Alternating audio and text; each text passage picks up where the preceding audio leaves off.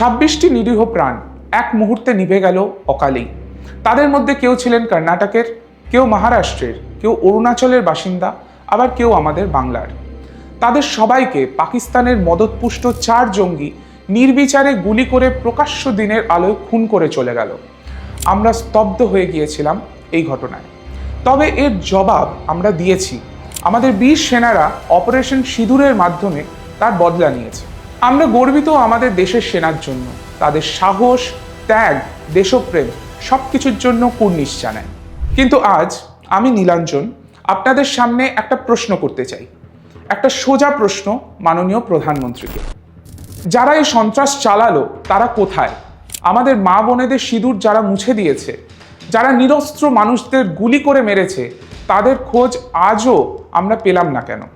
আমাদের মাননীয় নেতা ও সর্বভারতীয় তৃণমূল কংগ্রেসের সাধারণ সম্পাদক শ্রী অভিষেক বন্দ্যোপাধ্যায় সম্প্রতি কেন্দ্রীয় সরকারের কাছে 5টি প্রশ্ন রেখেছেন।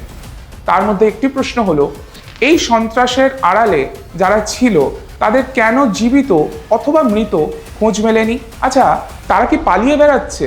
কিন্তু দুঃখের বিষয় কি জানেন, সরকারের কাছে এই প্রশ্ন তুললেই তাদের খুব অস্বস্তি হয়। তারা চায় কেউ যেন ইন্টেলিজেন্স ফেলিয়ার নিয়ে কোনো প্রশ্ন না তোলে। প্রশ্ন তুললেই তারা নাকি দেশ বিরোধী। আচ্ছা মাননীয় প্রধানমন্ত্রীজি, আমাদের দেশের 26 জন নাগরিক প্রাণ হারিয়েছেন। তাদের জন্য এই প্রশ্ন করা কি অন্যায়? এখনো সেই ভিডিও ঘুরছে সোশ্যাল মিডিয়ায়, আর আমরা সেই স্মৃতি নিয়ে আতঙ্কে বাঁচছি। আমাদের মন শান্ত হবে না যতক্ষণ না জানতে পারি এই জঙ্গিরা কোথায়। এই প্রশ্ন করলে কি আমরা দেশবিরোধী হয়ে যাব? এই প্রশ্ন তুললেই কি মিডিয়া আমাদের চুপ করাবে? না, আমরা প্রশ্ন তুলব, কারণ আমরা জানি প্রশ্ন করাটাই আজকের দিনে সবচেয়ে বড় দেশপ্রেম। বাংলা হোক কি বিহার, মোদিজি সর্বত্র ভোটের প্রচারে ব্যস্ত। আমাদের বীর সৈনিকরা যে অসাধারণ সাহস দেখিয়ে অপারেশন সিঁদুর পরিচালনা করেছেন তার বাহবা দিতেই হয়। কিন্তু বিজেপি নেতারা সেই কৃতিত্বকেও চুরি করেছেন। এর জলজান্ত প্রমাণ আমরা পেয়েছি আইআরসিটিসির টিকিটে মোদিজির ছবি দেখে। বড় বড় সাইনবোর্ডে তার মুখ, আর তিনি এই জাতীয় কৃতিত্বকেও রাজনৈতিক স্বার্থে ব্যবহার করছেন। তবে প্রশ্ন উঠছে, বিজেপি এই মাস ক্যাম্পেইনের আড়ালে আসলে কি লুকিয়ে আছে? এতে লুকিয়ে আছে সরকারের জবাবদিহি করার ব্যর্থতা। তবে মোদিজি যখন বিরোধী ছিলেন তখন তিনি নিজে কি ধরনের প্রশ্ন তুলেছেন সেটা একবার মনে করিয়ে দেওয়া দরকার। কারণ আজ যদি প্রশ্ন করলেই দেশবিরোধী তকমা জুটে যায়, তাহলে একবার দেখে নিতে হবে বিরোধী থাকাকালীন তিনি নিজে কি করেছিলেন, কি বলেছিলেন। তাই চলুন একটু পিছনে ফিরে যাই।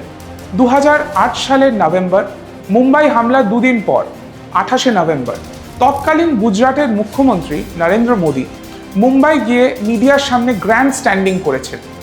অর্থাৎ বিরোধী থাকাকালীন মোদীজি 2 দিনেই প্রশ্ন করেছিলেন। তখন তার প্রশ্ন করা যদি দেশপ্রেম হয়, তাহলে আজ সেই একই প্রশ্ন তুললে আমরা হয়ে যাচ্ছি দেশদ্রোহী। যখন আপনার সরকার ক্ষমতায়, যখন প্রায় 2 মাস কেটে গেছে পেহেলগাঁও হামলার পর, তখন কেন দেশের মানুষ সেই একই প্রশ্ন তুলতে পারবে না? বাংলাকে বিজেপির বহু মন্ত্রীরা এর আগেও কটাক্ষ করেছে। আসলে আমরা প্রশ্ন তুলি বলেই আমরা তাদের কাছে দেশ বিরোধী। আর প্রশ্ন করা মানেই টার্গেটেড পলিটিক্স, এটাই বিজেপির নিয়ম। বাংলাকে চুপ করানোর জন্য এই গভীর চক্রান্ত আমরা বুঝি। তবে আমরা বিজেপির নেতাদের কাছে একটাই কথা বলতে চাই, আপনারা যাকে আইডল বলে মানেন, সেই সাভারকার যে জেলে ছিলেন, মানে আন্দামানের সেলুলার জেল, একবার সেই জেলে গিয়ে দেশের জন্য কারা প্রাণ দিয়েছিলেন সেটা দেখে আসুন। তালিকায় খুঁজলে দেখবেন সবচেয়ে বেশি নাম ছিল বাঙালিদের। আমরা আগেও দেশের জন্য প্রাণ দিয়েছি, আজও প্রস্তুত। কিন্তু প্রশ্ন না করে বসে থাকাটা আমাদের চরিত্র নয়। আর একটা কথা না বললেই নয়, পেহেলগাঁও হামলার রিট্যালিয়েশনে বাংলার সন্তান ঝন্টু আলী শেখ শহীদ হয়েছিলেন। কিন্তু দুঃখের বিষয়, আমরা কোনো বিজেপির নেতামন্ত্রীকে তার শেষ যাত্রায় দেখি। মোদিজি, এই দেশ হারিয়েছে 26টি পরিবার। হ্যাঁ, পরিবার। কারণ যাদের নিজের মানুষ অকালে চলে যায়, তাদের পরিবারটাই ভেঙে পড়ে। তাদের সন্তান, মা, স্ত্রী, তারা কি জানতে চাইবে না সেই জঙ্গিরা কোথায়? কেন আজও তারা ধরা পড়ে না? নাকি ধরা পড়েছে কিন্তু সরকার বলছে না? নাকি তারা পালিয়ে গেছে? এই প্রশ্ন তো থাকবেই। এই প্রশ্ন থেকে কেন্দ্রীয় সরকার পালাতে পারবে না। আপনাদের মনেও যদি এই 5টি প্রশ্ন ঘুরপাক খায়, নির্দ্বিধায় কমেন্ট করুন, প্রশ্ন তুলুন। জয় হিন্দ, জয় বাংলা।